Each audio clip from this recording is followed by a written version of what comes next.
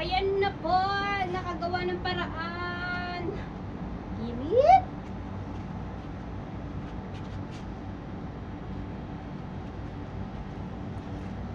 Guys, nagluluto po kami. Sobrang init dito mga guys. Nagluluto ako ng fish.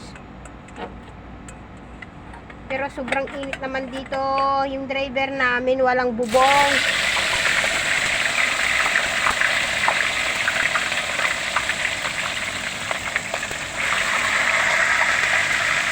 Takot pa ako nito.